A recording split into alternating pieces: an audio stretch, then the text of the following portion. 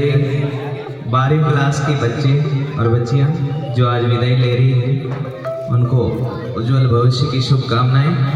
और प्यारे बच्चों, मैं यहाँ आने से पहले क्या प्रेरणा या मोटिवेशन के रूप में क्या कहूँ, क्योंकि आपको तो सब पता है, क्योंकि आपके सामने से ही निकला हूँ मैं।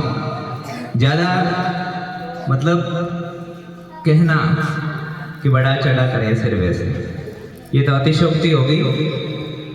और कुछ बातें हैं जरूर मैं बता सकता हूँ जो मेरे निजी अनुभव रहे हैं इस मुकाम तक पहुँचने के लिए।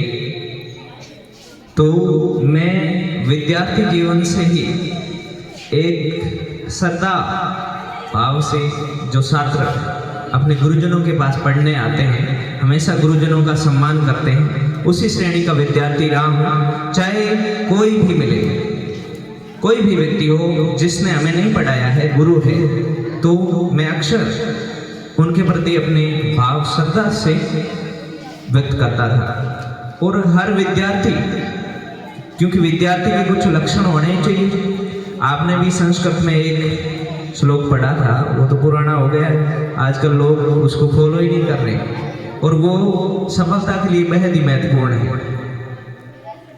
ये बात मैं पिछली बार बता चुका था, इस बार नहीं बताऊंगा क्योंकि आप सबने सुन रखी है। कुछ नई बातें हैं वर्तमान परिदृश्य में देखें तो कोई विद्यार्थी को किन चीज़ों को फॉलो करना चाहिए। तो विद्यार्थी में सबसे पहली चीज़ें क्या क्या गुण होने चाहिए। पहली चीज होनी चाहिए जिज्ञासा। जिज्ञासा का मतलब क्या होता है? जानने की इच्छा।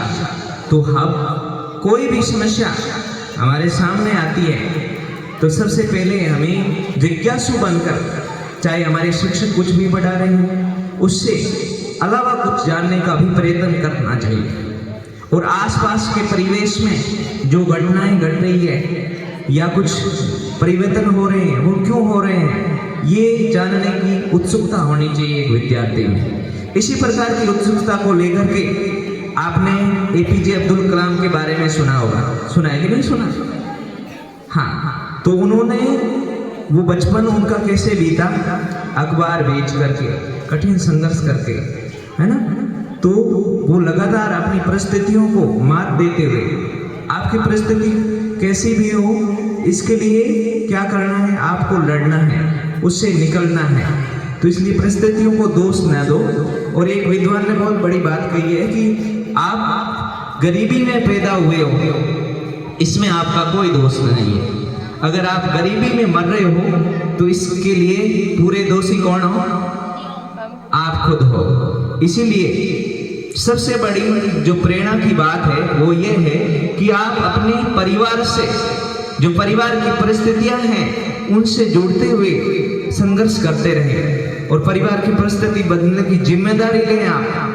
क्योंकि आपको आपके माता पिता ने 12 वर्ष तक कठिन तपस्या के साथ यहाँ भेजा है, और उन्होंने खेत में या मजदूरी करके पढ़ाना भेजना कितनी बड़ी बात है।